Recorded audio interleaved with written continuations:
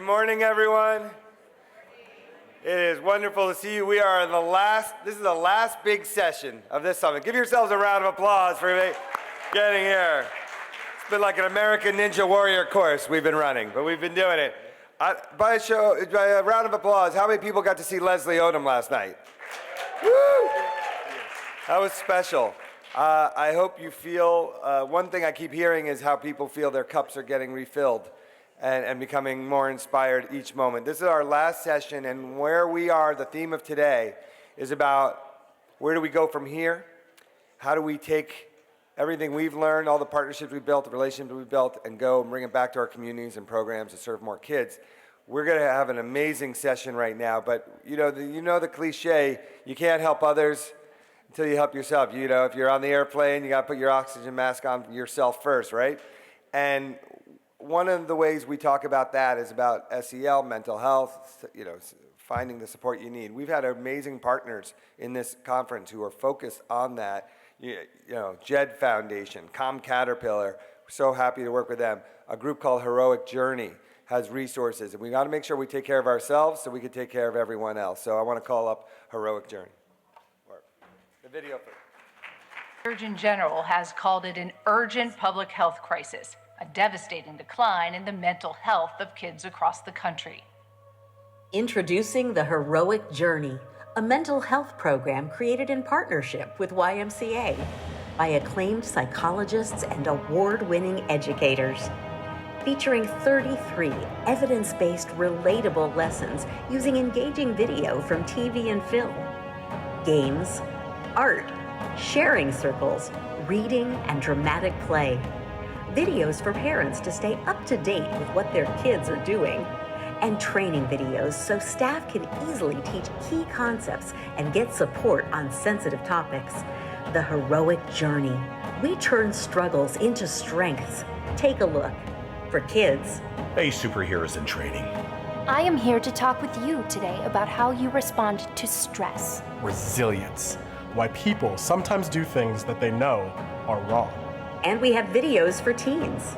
How you use social media. How you respond to stress. I'm here to talk with you about what to do when you're having a conflict with a friend. And your story matters. Just don't forget your cape. We'd absolutely recommend this to other people. Kids love superheroes and relating through some of these stories and pop cultural references. I think is a great tool to have just to connect with them. Every hero has something that they had to get through in order to become a better hero, and I feel like that's something that can apply to everyday life, using something that might be a weakness and then turning it into a strength. When adults are talking about subjects such as these with kids, sometimes we only relate it to adults understanding rather than kids understanding, and it's nice to be able to bring it down a notch. You're like, okay, I see me, I see a representation of me. Okay, I can do this. For instance, the Hulk. Being able to identify with the Hulk, we all get angry, we all get mad, we all have impulsive behavior.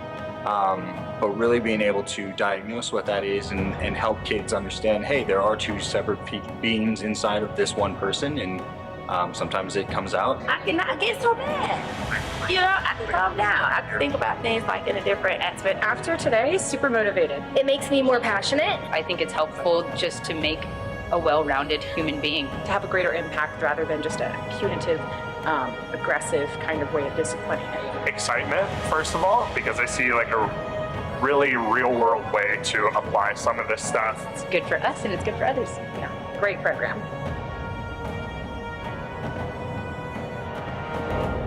The Heroic Journey, evidence-based SEL teaching kids to be heroes for themselves and each other. Call or come to our website to book a free consultation.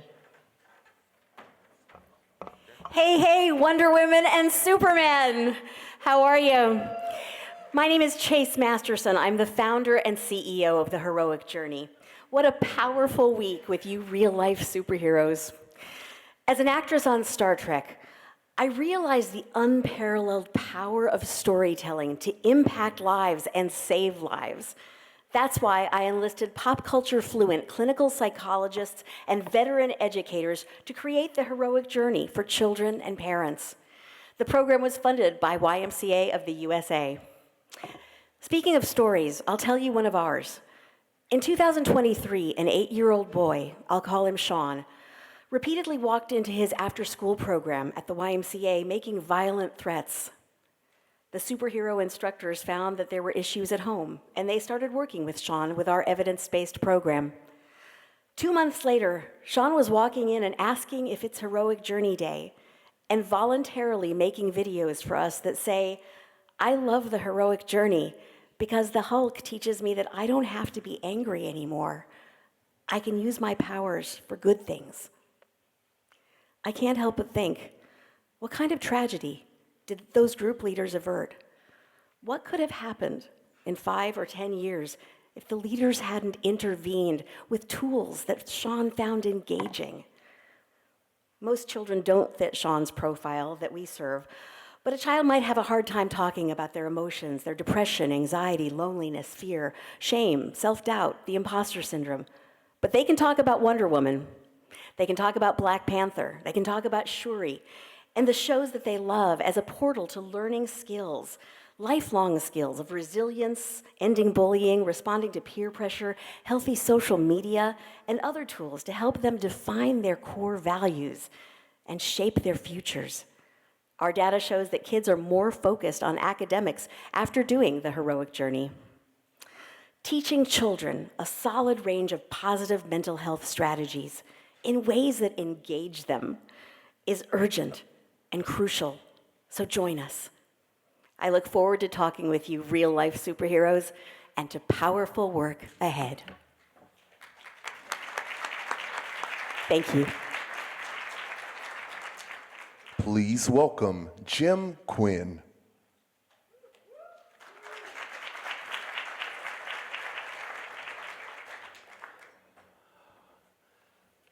Well, I can't see you because the lights are in my eyes. Can you see me? All right. Good morning. No, that was pretty weak. You learned earlier this week that people like to hear the sound of their own name. So mine's Jim. How about good morning, Jim? All right. That's much better. Thank you. That'll get me through the rest of this morning. It's been, well, what do you think? Has it been a fabulous conference so far?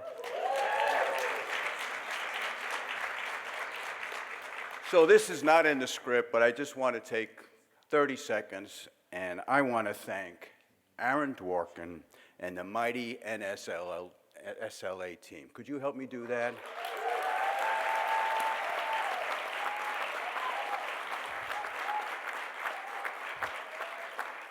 So thank you for that. It's a special treat for me to be back here with all of you again this year and to continue in my role as chairman of the National Summer Learning Association.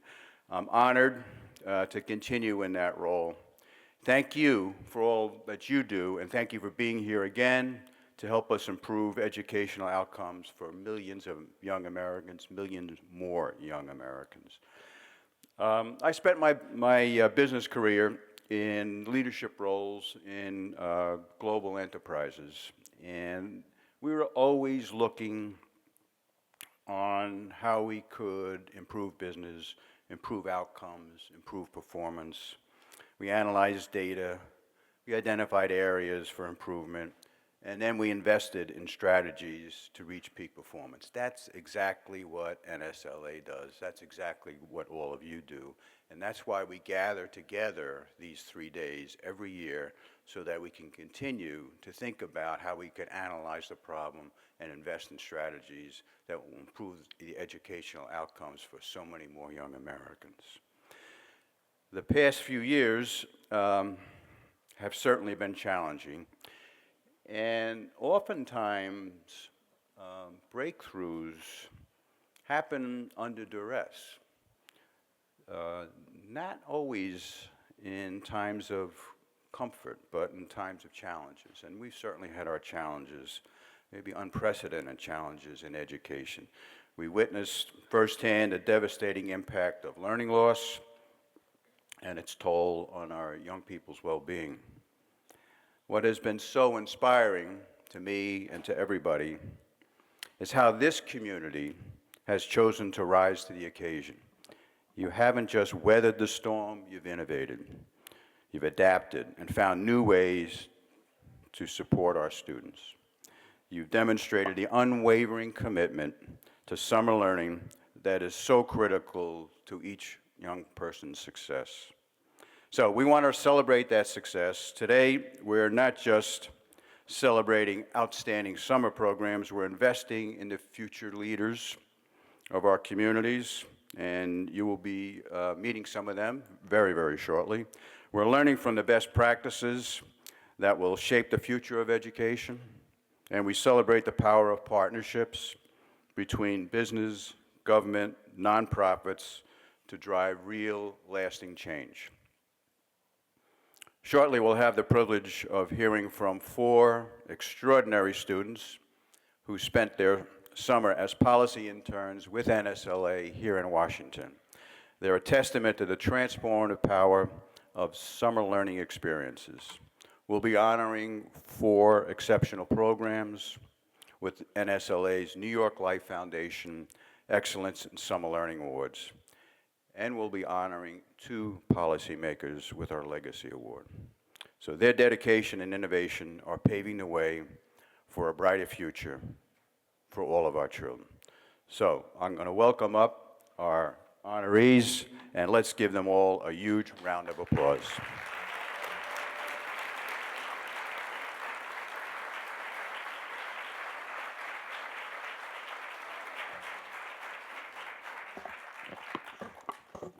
Good morning, everyone.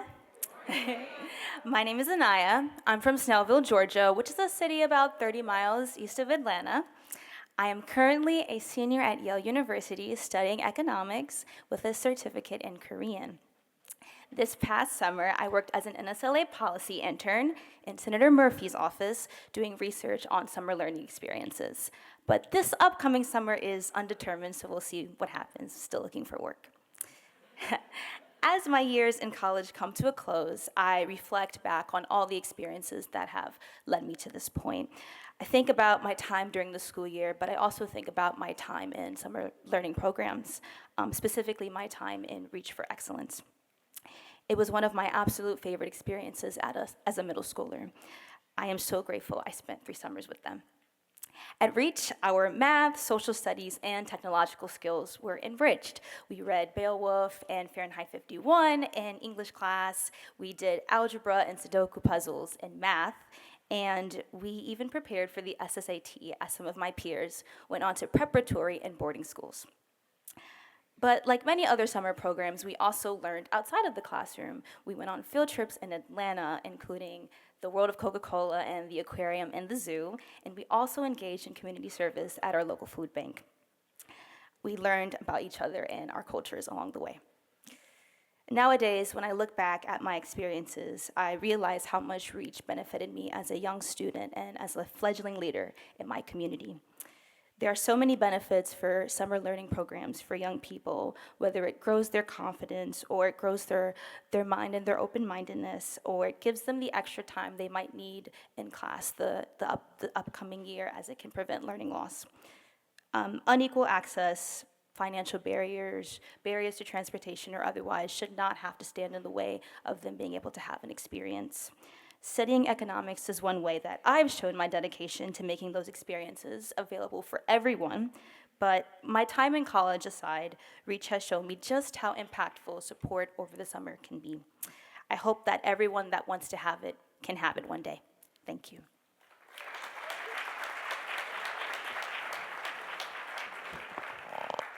Good morning. Hi, my name is Elaine Ansa. I'm from the small but mighty state of Delaware, home of President Biden and Kamala HQ. And so I was an NSLA summer intern during the summer of 2021, but now I currently work on legislative advocacy and policy for a domestic violence agency back in Delaware. And so my summer internship during 2021 had such an amazing impact on me. I was a legislative intern in the office of Senator Chris Coons, where I got to network with other interns and various professionals who worked in and around government and politics, including lawyers, authors, nonprofit directors, legislative staff, and so many other folks who really helped me to be able to visualize a pathway for myself to pursue all the opportunities that I was interested in, whether that was policy work, media work, whether it's running a business in the future or running for office, who knows, or teaching or whatever that might be. Thank you, thank you. And so if I could share, one of my favorite experiences during that summer internship was Intern Day with Senator Coons. It's something that he does every year with each of his interns, and it was so special to me because I got to shadow him all day. And so we went into meetings that typically only the senators are able to go into. We got to shadow. I got to meet other senators, including AOC, which was super cool. I have that picture hanging up by my desk to this day. And really just get an inside look into the day-to-day of what it is to be a policymaker and a legislator. And so that had such an amazing impact on me. And it's an experience I'll never forget. And so without my summer internship, I know that I wouldn't have been able to go on after and become a legislative correspondent in the House of Representatives that same summer. And so right after college, that was an amazing job. And then after that, I went on to do a Fulbright English teaching fellowship in Kenya. And so, you know, all the summer experiences, thank you. Thank you. And so that internship and those experiences really allowed me to be able to network with other interns and other people that were living and working in the area that I was in, and really to develop my professional skills. And I know that to this day I have people that I can rely on professionally, personally, here at NSLA, over on Capitol Hill, or wherever I was. So thank you.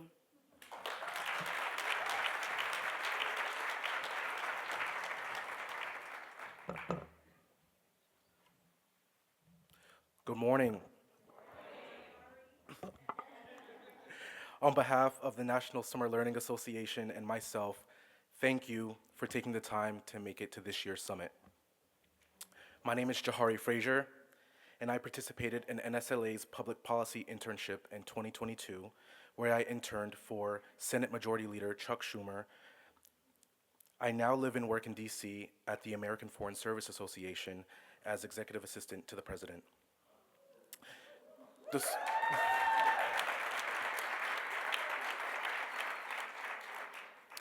The schools and college I attended all played a part in forming how I think and what I value. But the summer programs I took part in largely formed how I see the world. Both are important, but a recent conversation with Aaron reminded me that the goal from these experiences is for students to be provided with opportunities to choose. While I could have spent my summers playing video games or sports with kids in my neighborhood, a mature 11-year-old me wanted to participate in a summer enrichment program known as Reach for Excellence. This program, as Anya mentioned, recruits cohorts of middle school students hosted by Marist School in Atlanta, Georgia, to partake in a 6-week academic summer enrichment program and Saturday session classes during the school year for 3 years, ultimately preparing them to apply for and to private schools of their choice. And I was able to do just that. I applied to and attended a private Jesuit high school called Cristo Rey Atlanta that just so happened to be welcoming its inaugural class of students. A bit risky, I know, but while I was a junior in 2016, our campus minister told us about a fully funded opportunity to attend a program at Goshen College in Guatemala. Goshen College is a small Mennonite school and a liberal arts school in Indiana, and through this program, 20 high school students got to study the impact of religion on society during the Civil War 50 years prior.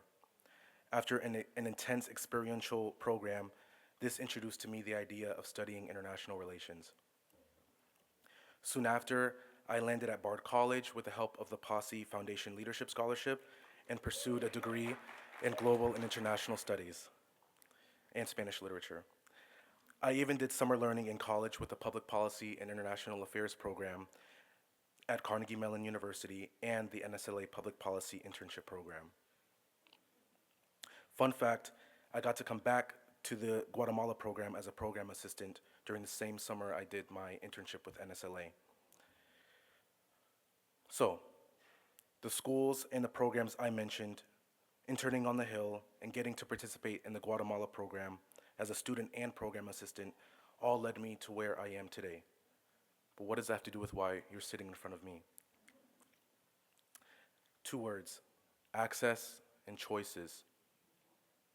It's crucial that stakeholders like yourselves, summer program leaders, educators, corporate foundations, local and federal government representatives, to continue to invest in programs like Reach for Excellence, Breakthrough, and all of the other amazing organizations that provide a safe space for students to learn from others about themselves and how they want to show up in the world. Quality learning experiences at any point in our life can change it for the better. However, that change only begins with access, which is why I encourage and even urge you, especially now, to continue working to provide students with opportunities to choose. Thank you.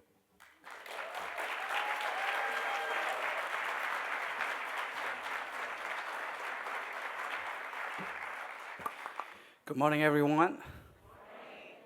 My name is Van Lian, and I'm originally from Myanmar. I immigrated here to the United States at the age of 11 in 2013 and reside in Bear Creek, Michigan, also known as the Syria City. I'm currently pursuing a Master of Public Policy at University of Chicago and goes on to join a degree in Master of Business and Administration. As a student of who speak foreign language and a student who doesn't write or read or speak in English, it was a struggle for me when I arrived in the United States because the letter is different, the pronunciation is different, and this summer program has helped me to become who I am today and standing right in front of you.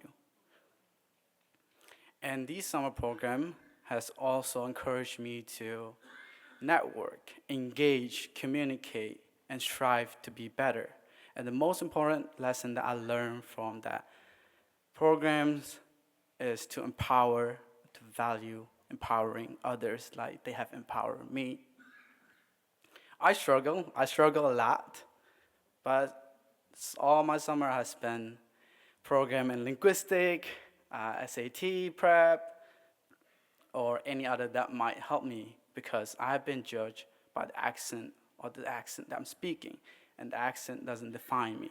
I am speaking English in my mother native tongue. That is who I am.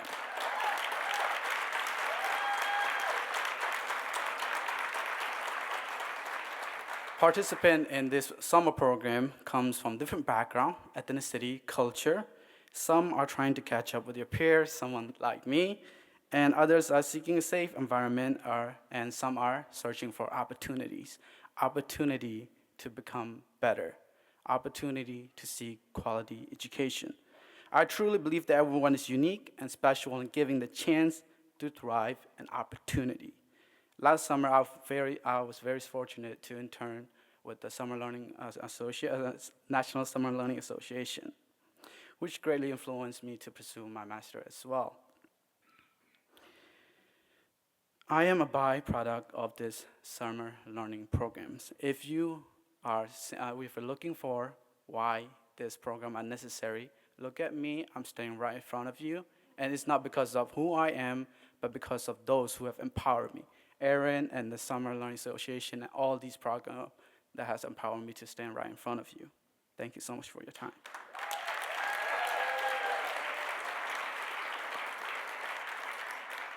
To move on, all of us benefited from Excellent Summer Learning Program. Since 2005, the Excellence in Summer Learning Award Program has been a critical strategy of the National Summer Learning Association to support the growth and visibility and high-quality summer learning programs. The New York Life Foundation has been an essential partner in this work. Let's hear from them now. Hello, greetings from New York Life. We are thrilled to announce this year's 4 outstanding winners of the 2024 NSLA Excellence in Summer Learning Awards. These awards honor programs that create high-quality summer learning opportunities for children and youth in a variety of settings. This year, the National Summer Learning Association has recognized 4 exceptional programs for their impact. Congratulations to Newark Board of Education for their Summer Achieve, Summer Quest, and High School Enrichment programs. Portland Public Schools for their Summer Acceleration Academy. The Choctaw Nation of Oklahoma for their Posse Summer Learning Program. And the St. Louis Public Library for their summer camps. Each of these programs brings a unique approach to keeping students engaged, fostering academic growth, and inspiring a love of learning over the summer. At New York Life, we are deeply committed to investing in out-of-school time programs and partnering with NSLA to celebrate and spotlight what works in summer learning. By supporting these awards, we're not only recognizing excellence, but also helping other programs, funders, policymakers, and media learn from successful models. Together, we're helping combat summer slide by putting resources into the hands of local organizations, making a difference for our youth. Once again, congratulations to this year's winners, and thank you for your incredible work.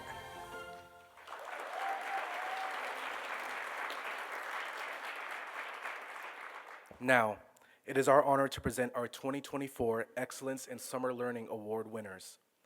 After the video, the award recipient will come to the stage for brief remarks. Our first award winner comes from Oregon.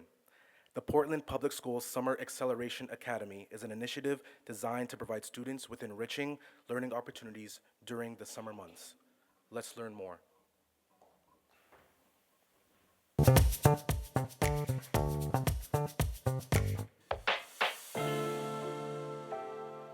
Summer Acceleration Academy is a supplemental academic program in the summer that we have. It is for students who have a demonstrated need for literacy support based on winter assessments, and we invite them to participate in 5 weeks. It's 22 days of instruction this year to participate in reading instruction, really engaging math instruction, Lego robotics for our STEAM element, and then we have enrichment opportunities and afternoon activities as well.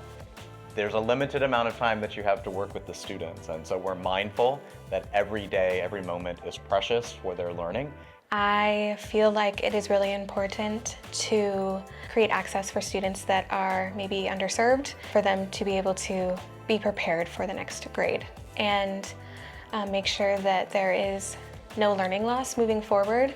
I think it's very important for kiddos to consistently learn. And I think as a teacher, the impact for me or my team, because I work with a team of teachers, is that we are seeing real-time results for the work that we're doing with the students. We have them every day, 5 days a week in small groups, and that's encouraging. And I think in the long term, we know that these students are going to be going into their next grade level more prepared than they would be if they had missed out on this opportunity.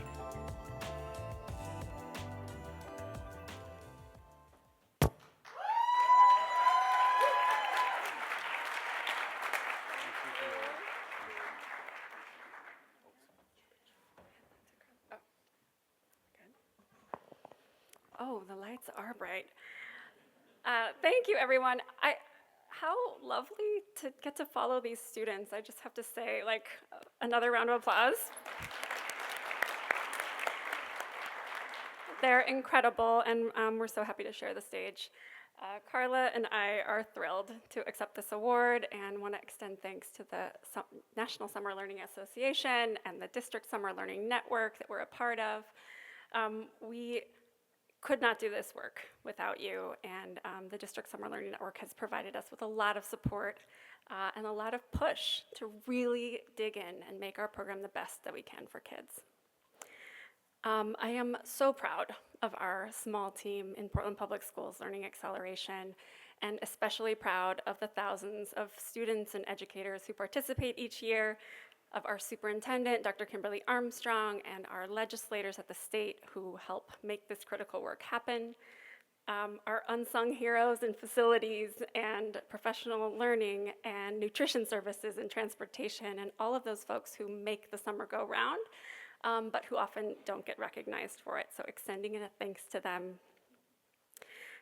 In all of this, I am here to tell you that we are deeply invested in this work, and that truly now more than ever, we are firmly standing in our dedication to ensure that all students, and particularly those who are underserved by our communities, are able to achieve success in literacy.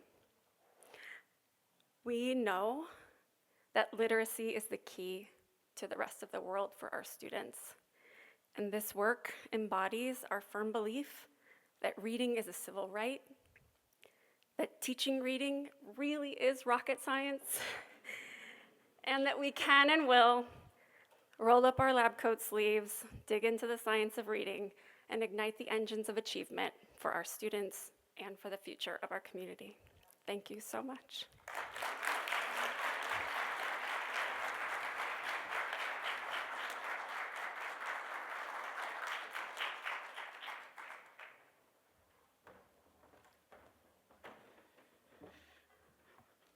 Congratulations to the Portland Public School. Now it's my honor to recognize the Choctaw Nation of Oklahoma partnership with Summer School Education, or PASI Summer Learning Program in Durant, Oklahoma. Let's learn more.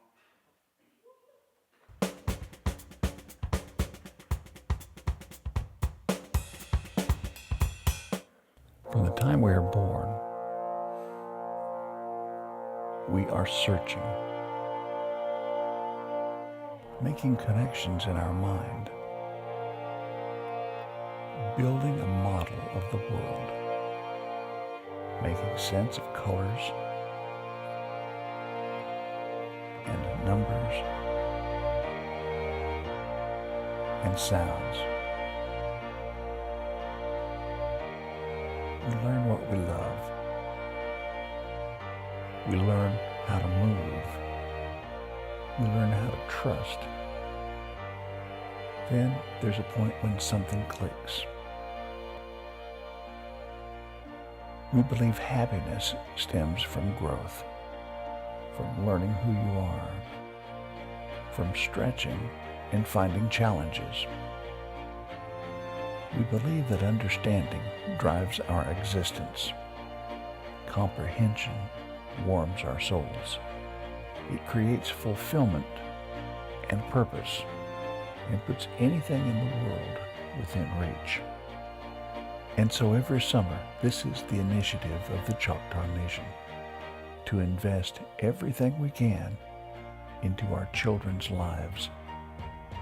We believe that every child deserves an equal opportunity to learn, and through their work and focus and our resources, they can become more than anyone possibly imagined.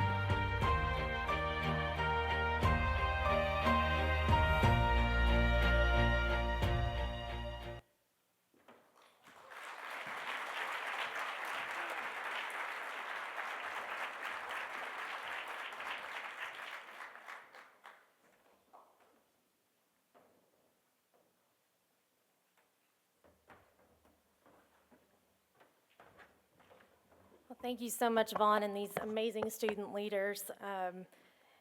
And I want to say halito, that's hello in the Choctaw language. It is an honor to join each of you here today, and on behalf of the Choctaw Nation Posse team, I would like to extend a very big thank you, or yakoki, which is thank you in the Choctaw language, to the National Summer Learning Association for this recognition. We are very grateful and appreciate our leaders of the Choctaw Nation, Chief Gary Batten, Assistant Chief Jack Austin Jr., the members of our Tribal Council and our Tribal Service and Education Department, all of whom are amazing supporters of educators, the education and well-being of students throughout our communities, and for their ongoing support of this program. The Posse Summer Learning Program would not be the program it has become over the past 11 years, serving more than 33,000 students in Southeast Oklahoma without the hard work and dedication of our team members, supportive leadership, and the amazing teachers and administrators working with students each and every day. We are incredibly grateful for the opportunity to partner with the public schools across the Choctaw Nation through this program, and we appreciate everything they do for students and families during the summer and throughout the school year. I would like to thank these three individuals, Megan, Natalie, and Todd, for the hard work and dedication that they show to this program each and every day. Thank you to every educator around this nation and the world for the life-changing work that you do, teaching, inspiring, and supporting students. And finally, I would like to say Yakoki to each person here in this room for the amazing work that you do to provide hope to students, educators, and their futures. Thank you, and God bless.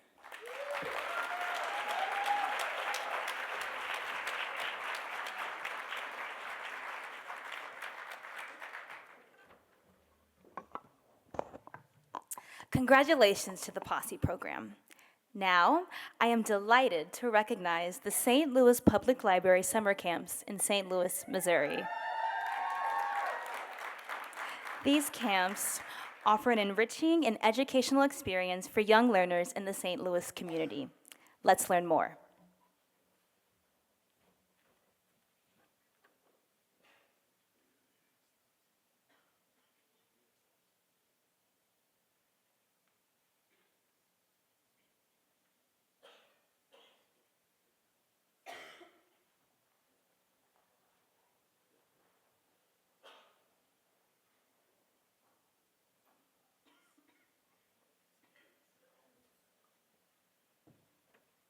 Will the people from St. Louis come up?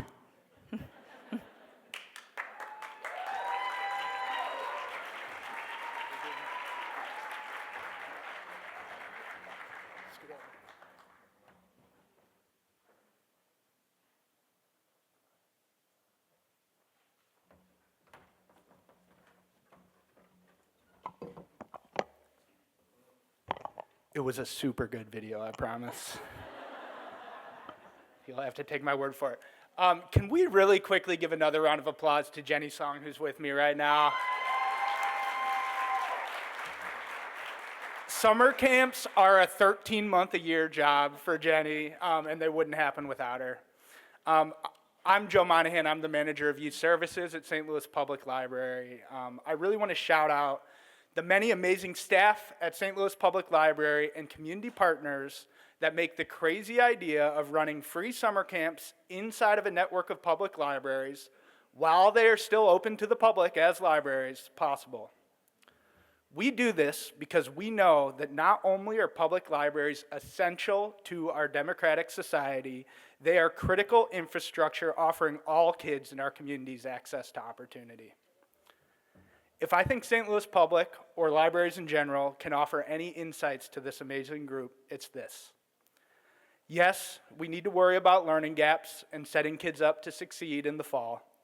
But in the process, let's not forget that summer is the perfect time for youth to dive down rabbit holes, explore tangents, and just get really into whatever weird thing fascinates them.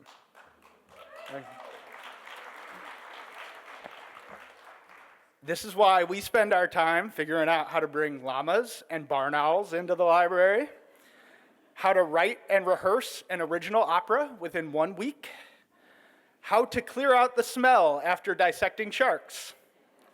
We were mostly successful with that one. And how to host a full marching band camp inside of a building that, again, is also operating as a library. These moments of joyful learning don't show up in grade level standards, but they might just spark a lifelong passion or a career. Or maybe they'll simply remind kids that learning new things for the sake of learning new things is one of the most magical feelings in the world. All youth, especially our most vulnerable youth, deserve more of that magic. Thank you.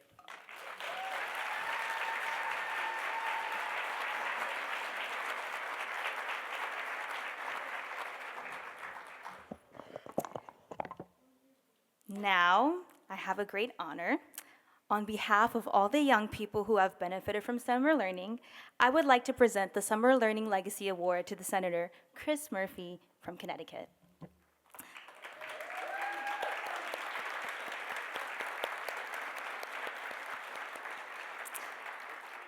This past summer, as an NSLA summer policy intern working in his office, the office of Senator Chris Murphy, I witnessed firsthand his passion and his commitment to making people's lives better, especially the lives of young people.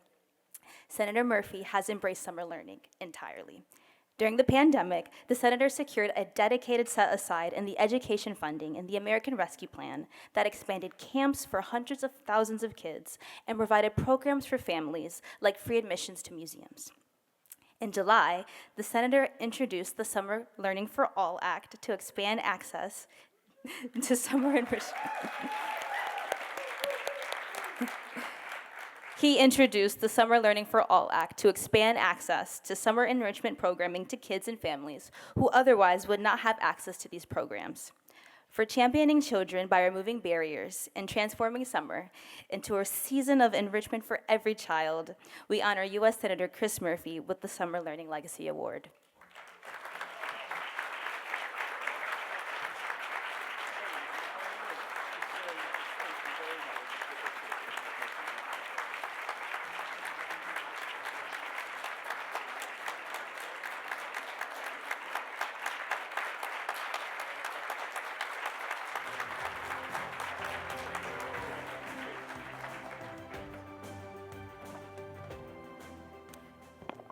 Well, good to see you, Anaya. Thank you very much for those kind words. Thank you very much for this award. Just really wonderful to be in a room of so many dedicated educators, folks who care so deeply about the health of our kids. Really, really honored and grateful to be a partner with all of you. This is unnecessary, but I will put it somewhere very prominent in my office because I just believe in this work. And I was so excited to hear that you were all getting together at this really critical moment to recommit ourselves to what our children need.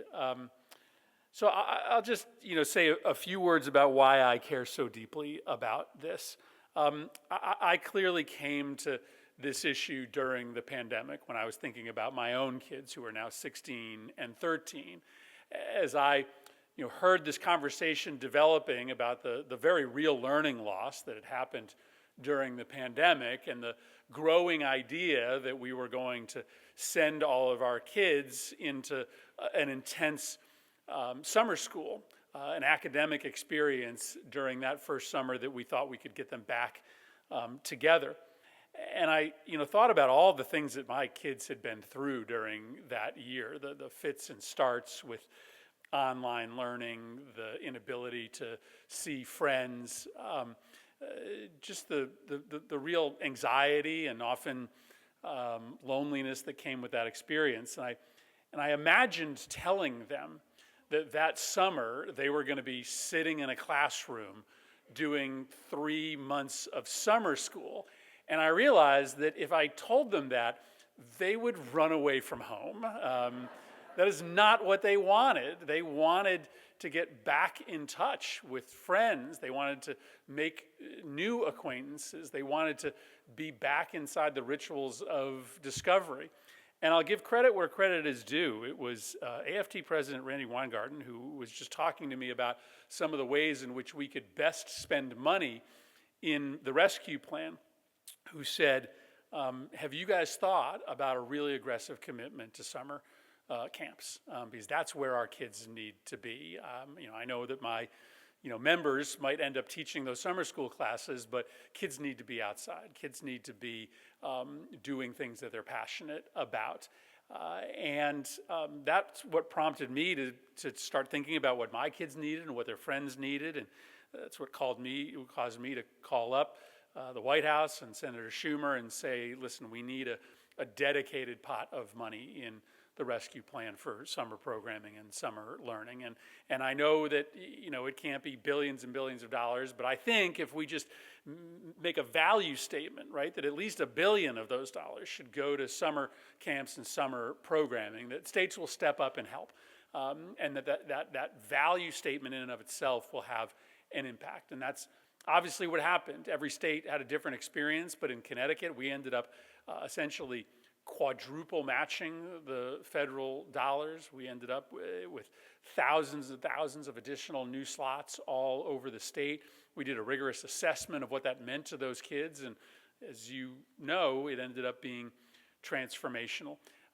And so based upon the success of that relatively modest investment from the federal government in the rescue plan, I got together with many of you to convene a conversation around a more permanent funding structure for what you do, and that is the Summer for All Act. And so I'm really eager to continue to talk about this with my colleagues, committed to trying to find Republican partners in this work. This is the right thing to do. It's the cost-effective thing to do for our kids, and I'm just grateful to be working with all of you on it. I think it's a red alert moment for kids in this country right now. I don't think there's any way to underhype the damage that has been done to our children by the twin crises of the pandemic and unregulated social media. If you probably have talked about this all week, but the statistics are just shocking in terms of how quickly young people have gone into cycles of withdrawal. Just 20 years ago, the average teenager would have 3 different social gatherings each week with friends. Today, that number has been cut in half. If you do it by hours, it's the same story. Kids are spending half as many hours socializing in person with friends as they were just 20 years ago. That is the impact of social media, and that is the supercharged impact of the pandemic. If we don't come up with an aggressive strategy, an aggressive, holistic, comprehensive strategy to reconnect our young people with each other in in-person settings, we are going to lose a generation of kids in this country. We will never, ever be able to fully repair the damage that has been done. And so that's not just investments in summer learning, that's very tough regulation of the poison that sits in these kids' pocket, which is a smartphone equipped with an algorithm that is designed to pull them away from healthy interaction and drag them into unhealthy interaction. So that's our charge, is to do all of the things necessary to repair our kids. This is a big part of it. I'll end by just sharing with you one epiphany for me in my discussions with kids. I'm very intentional about the conversations that I have with young people in my state. So obviously I have an ongoing discussion with the 16 and 13-year-old that I live with. But I have a kitchen cabinet in my neighborhood. I live in a low-income neighborhood in the south end of Hartford, Connecticut, and I have a kitchen cabinet there of 8th graders that I meet with every month, maybe every 6 weeks, to just sit down and I tell them what I'm working on and I ask them what they think. And it's the maybe most important meeting of the month for me, right? Because they're more honest than any adult, right? They frankly have more clearer insights than most interest groups and think tanks, and they matter more than anybody else because we have an obligation to those kids, especially the kids in my neighborhood. But I also just will convene, ad hoc meetings every now and again on specific subjects. And so about a year ago, I convened a meeting of high school students in kind of a higher performing high school outside of New Haven about this bill that I had introduced.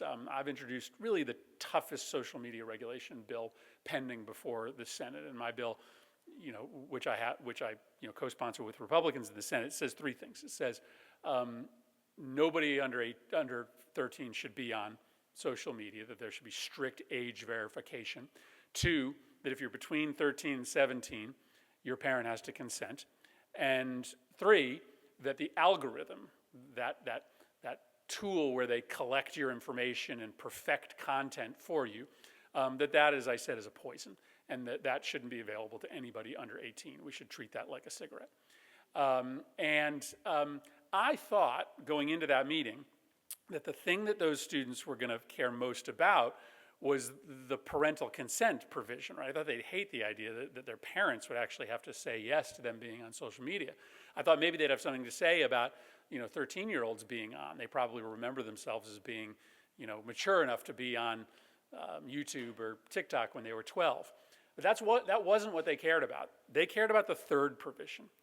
They cared about banning the use of the algorithm because they could not imagine a world in which they were not fed content and interests and things to look at and care about on an electronic conveyor belt, right? They couldn't imagine a world in which they had to go back to the kind of rituals of trial and error and discovery that centuries of young people had to go through to figure out what they liked, what they didn't like, what they were passionate about. They just wanted the company to tell them.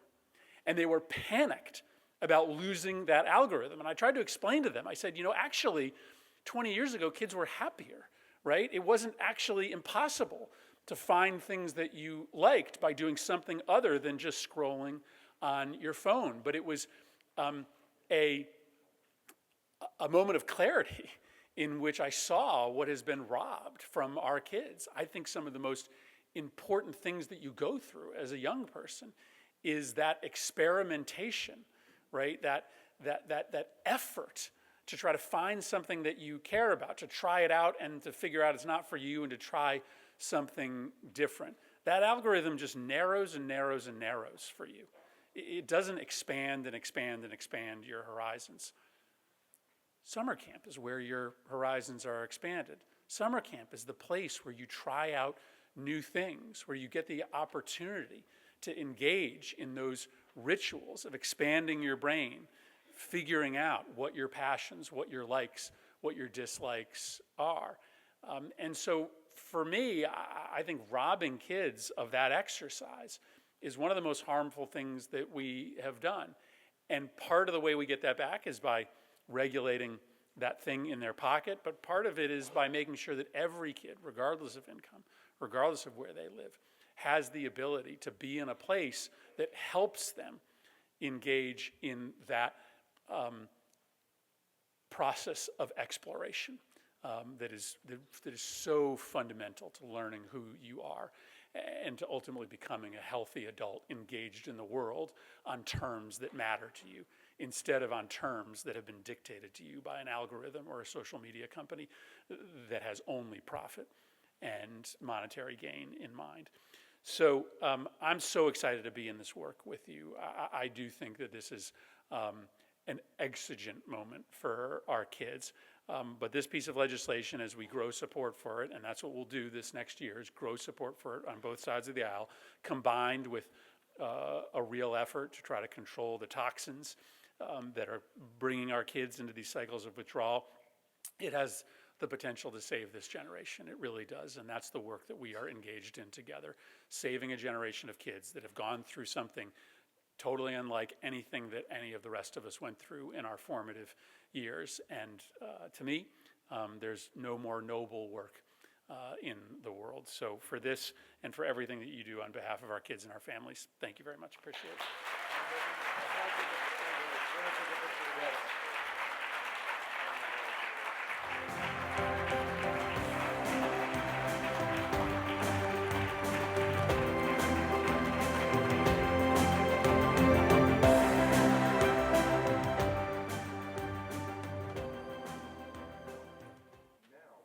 Presentation of the Summer Learning Legacy Award to the U.S. Secretary of Agriculture, Tom Vilsack.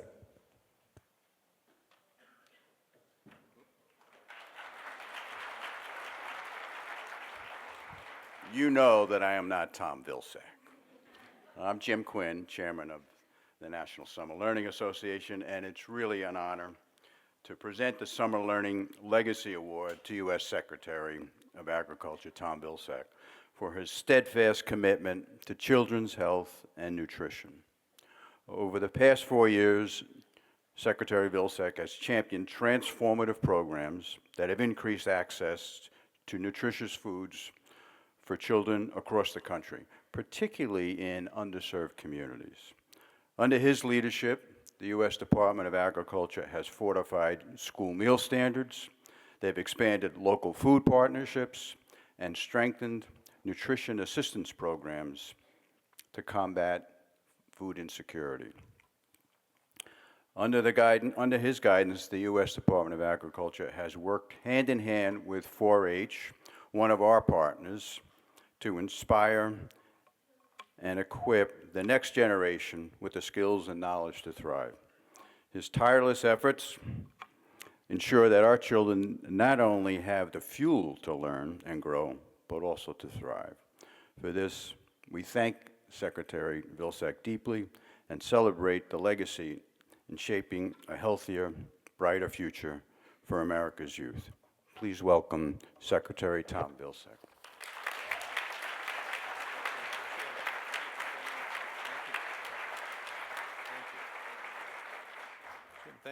Thank you very, very much. I appreciate the kind introduction, and certainly an honor to be here today. On behalf of our entire USDA team, a big thank you to all that you do and all that you are in our effort to make sure that our kids are well cared for and well fed. You know, one of the favorite stories from my faith tradition is the story of the loaves and fish. You may be familiar with that story.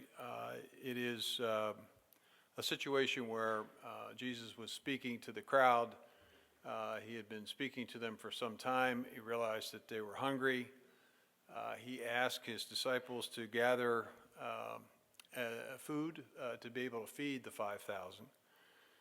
There were some skeptics among his group that they could actually feed 5,000 people, and he basically said, have faith, I'm sure that we'll be able to do this. And it turns out as they basically passed the baskets around and the 5,000 were fed, and when they were finished, the handful of loaves and a couple of fish that they had at the beginning actually expanded and multiplied substantially to feed the 5,000, and they had extraordinary amounts left over. It is a story of the power of community. The story of all of us doing our part, and as a result of the collective action of all of us, miracles occur. And I think essentially what you all do with the effort to ensure that youngsters have engaging and involving summer activities and involvement, and as part of that, an opportunity as well to be well nourished, is extraordinary work. And as Senator Murphy just indicated to you, it is indeed very noble work. And I think your work in this space and the work of USDA in terms of food and nutrition security can in fact be some of the most powerful reinforcing of the concept of community, of the power of community. The fact is our collective work impacts and affects millions of kids over a period of time. And it has a direct benefit to all of us. As our children grow up healthier, happier, better engaged in school, better performers in school, and ultimately better citizens, we all benefit. This is not a circumstance or situation where a select group of our country is benefited. It's really for the benefit of all of us. You know, the summer feeding program that USDA has been engaged in partnership with this association and the members within this association is also a reflection of the power of collective action, which I know is near and dear to the hearts of all the people who are here today. And I certainly appreciate this association acknowledging our work in this space. You know, there are a lot of folks who work at FNS who are deeply, deeply committed to food and nutrition security for all of America. And as a result of the work that we are working together, we recognize that there are roughly 30 million children in the country today who are today at some school across the United States receiving a free or reduced lunch.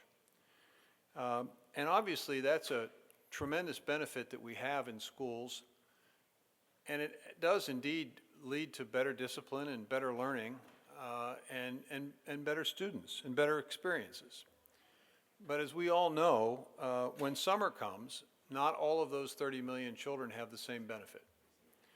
And for years, we had a congregate meal program, which was an important program, and which we partnered with the association and others to encourage communities to embrace the notion of creating places where youngsters could go and to get a meal during the summer. But the reality of that program was that it was successful for 1 out of every 6 kids, which meant that 5 out of 6 needed help and assistance. That's why in 2011, when I was secretary before, we began a program on a very small pilot basis. About 12,000 families were engaged initially, where we tried to see whether or not providing direct assistance to those families would indeed result in better nutrition and better opportunities during the summer. Over the course of a number of years, about 10 or 12 years, we expanded that to about 10 states and a couple of tribes, and we did research on this. And about the time that we were ready to launch a more permanent effort, the pandemic struck. And during the pandemic, I think we all learned of the importance of nutrition, the importance of having a resilient food system and a flexible food system that could respond to a circumstance and situation where so many of us were isolated. And for that reason, we looked to schools and looked to community organizations for grab-and-go opportunities where parents could just simply pick up a bag lunch or a bag dinner and take it home so that their youngsters would be well fed, and then we would have opportunities for kids to learn virtually for a period of time. When I got this job back, one of the commitments that I made was to encourage the president and vice president to do what we hadn't done for over 50 years, which was to convene folks at the White House to have a conversation, as we did in the 1960s, on hunger and on nutrition and on health, with a particular focus in our end on children. And as you know, we had that conference focused on ending hunger and promoting better nutrition. And arising from that conference, we were able to reduce and to announce the pilot results where we showed data-wise that food insecurity and nutrition could be improved if families of those free and reduced lunch kids had access to resources. So the Biden-Harris administration, with bipartisan support from Congress, and the advocacy of this association and other like-minded groups, we all made a commitment to get it done.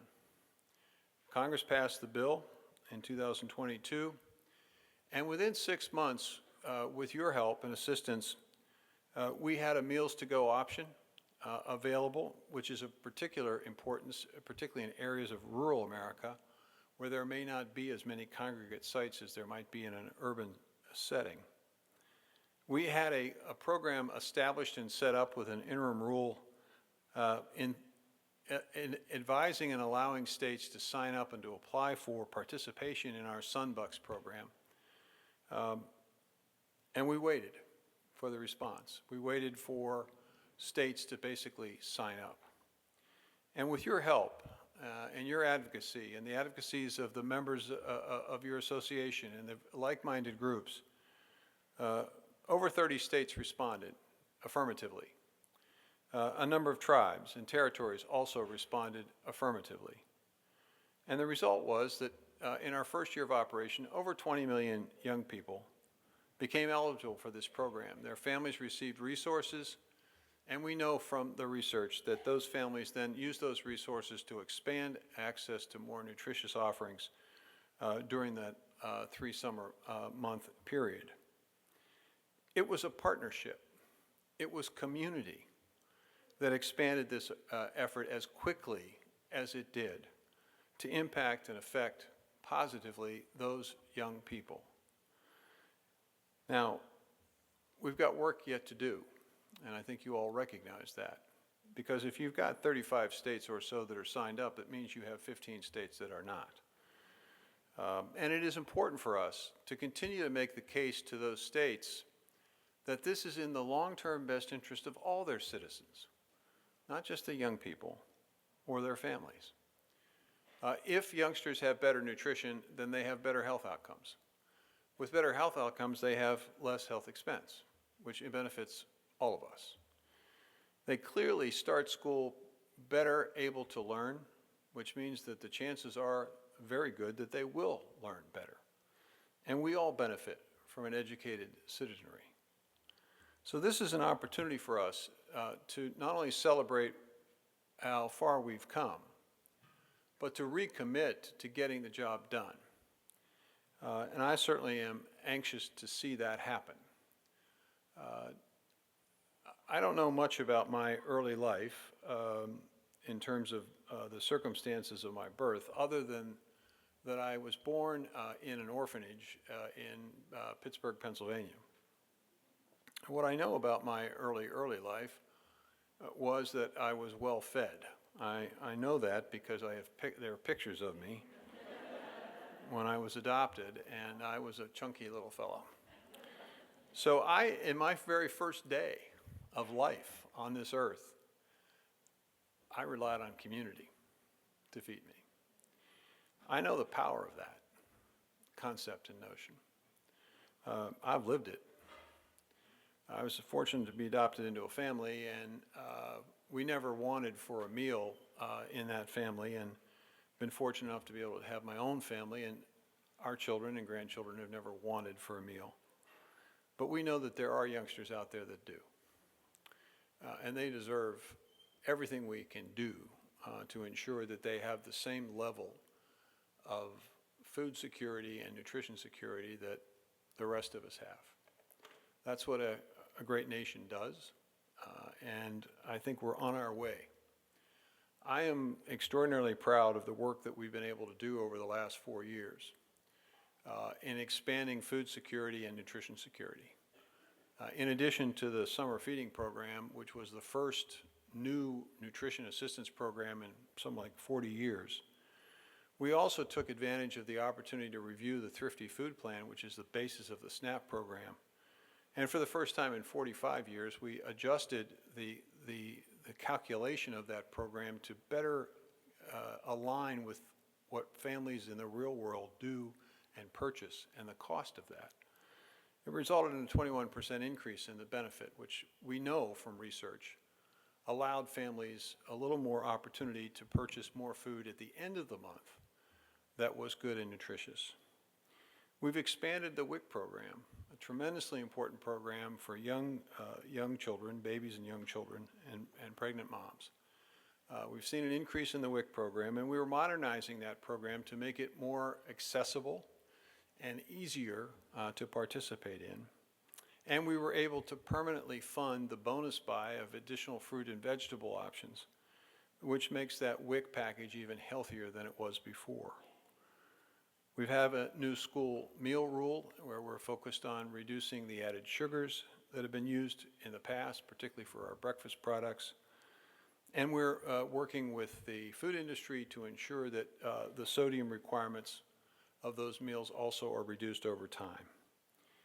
In an effort to be a better partner, we established the Healthy Meal Incentive Program, where we provided resources to schools to better able to allow them to purchase more nutritious offerings, and challenge the food industry with additional incentives and resources to come up with better recipes for what they were feeding our children.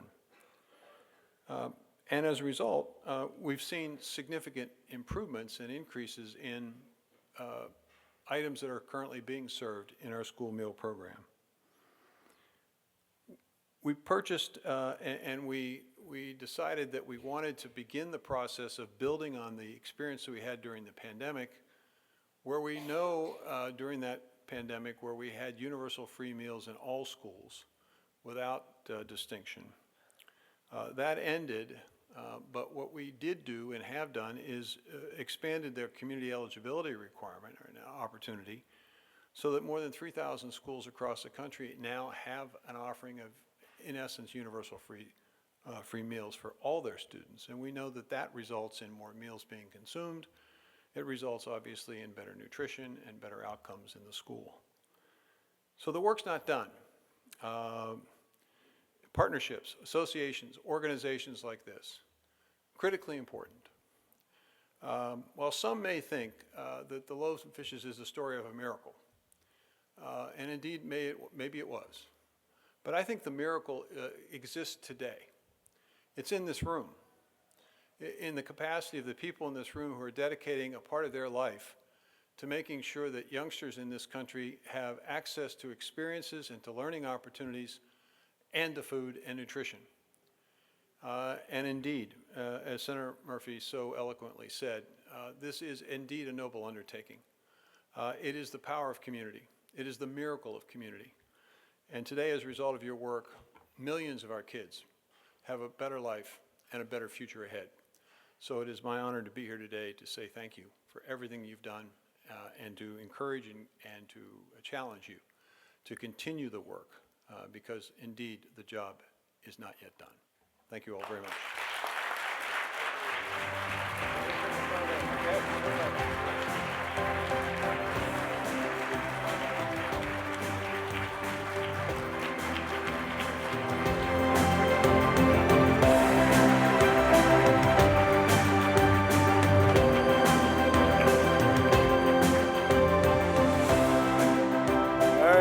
Thank you, Secretary Vilsack. Done more to feed more kids than almost anyone in our nation's history. I would like to, we had to, because we have important policymakers on a strict schedule, we had to break up our awards, but we're gonna come back and wrap up and recognize our amazing program partners. I think we have the video for the St. Louis Library working. We're gonna watch that. And then we'll have our student call up our friends from Newark, and then I'm gonna come back to wrap up. So please stay put with us so we can wrap up on a high note. We'll show the video.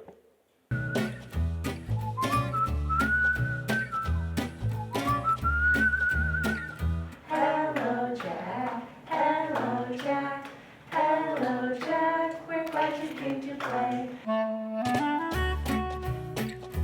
St. Louis Public Library began offering food camps in 2015 and been slowly increasing due to community demand. Currently, we offer 80 week-long summer camps that serves about 900 kids and teens. And we partner with over 30 external organizations to provide diverse camp experiences. 1, 2, ready, play. Originally thought of them as a fairly simple idea, kind of alternative to the camp experience that I had and many lucky people have and isn't available to everybody.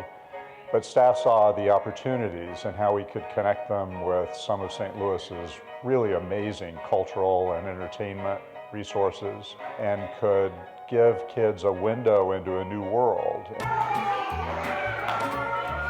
Every year, our camper feedback is overwhelmingly positive. Last year, 99% of our campers shared that they learned something new and that they would love to attend another camp. At St. Louis Public Library, we work incredibly hard every day to be the place in our community where all kids feel safe, welcomed, and valued. Summer camps help us open up the world to kids throughout the city through rich and engaging learning experiences.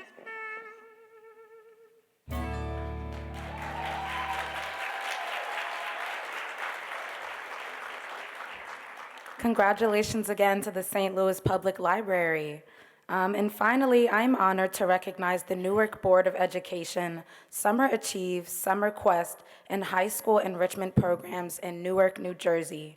These programs offer a range of educational opportunities designed to keep students engaged during the summer months. Let's learn more.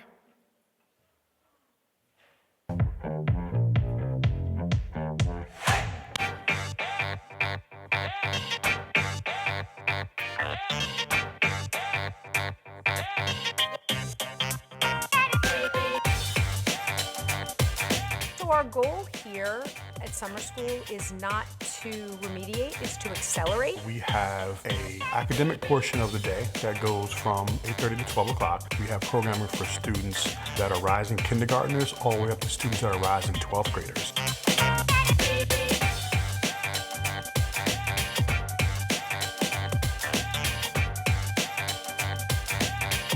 But then we have an enrichment program that goes from 1 o'clock to 6 o'clock at every single one of our sites. When we were developing what Quest would include, whether it was Legos or yoga or a Red Cross babysitting certificate, we tried to provide a really broad range of student choices.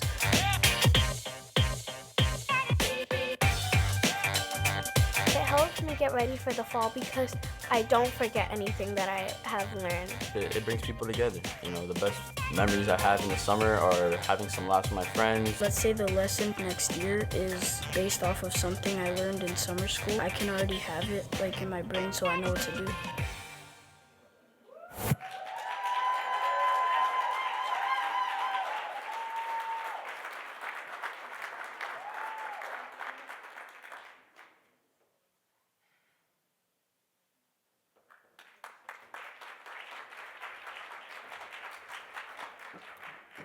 On behalf of Superintendent Roger Leone, we would like to thank the New York Life Foundation and our homeboy, our Jersey homeboy, Aaron Dorkin, and his NSLA team for this prestigious award. We would also be remiss not to acknowledge NSLA and the District Summer Learning Network and FHI 360 for their ongoing and unwavering support for our work.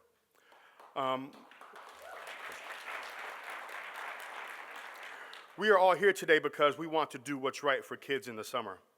When you do what's right for kids, you focus on equity by continuously working to improve programming for pre-K through rising seniors, regardless of whether they are regular ed, special ed, or English language learners. When you do what's right for kids, you focus on partnerships by maximizing their time, their talent, or their treasure.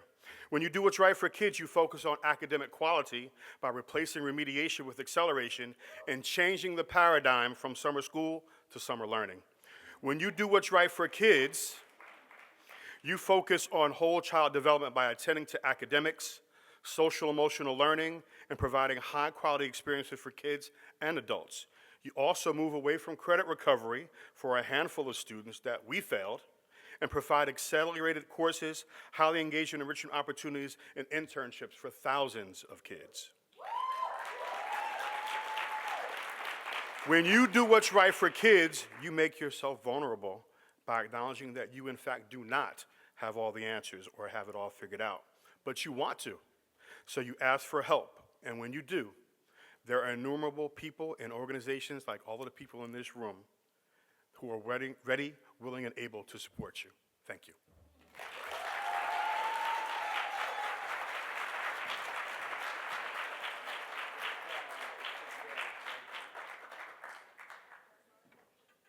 So, congratulations to all the award winners today. Let's give them one last round. Thank you to all our intern alumni who model what we're all trying to do, who are examples of what happens to the kids as they grow up that we invest in. Ladies and gentlemen, we've come together during a momentous week, and I know for many of you it was a huge investment, and it's been a real journey just the last few days. And something has happened, almost magical in the last couple of days, where this conference has moved from a conference focused on after school and summer programs to a bigger and broader conference, not focused just on after school summer programs, but focused on what we could all do together to inspire and improve and empower America. This has become a national civic leadership conference. This has become a conference where people came in a little unsure. As the days went on, they got a little more steady, and as we're about to leave, we lock arms and we feel fired up and empowered to know that no one could take the power away from you, and no one could take away the power you give to the kids in your communities and your programs. We at NSLA are here to support you every step of the way. Next summer, 2025, will be our greatest summer ever to invest in millions more children together, and nothing can be done without you. We love you. We're here for you. We thank you. This will conclude our summit, but our work continues, and just know we are here with you every step of the way. Thank you for being with us.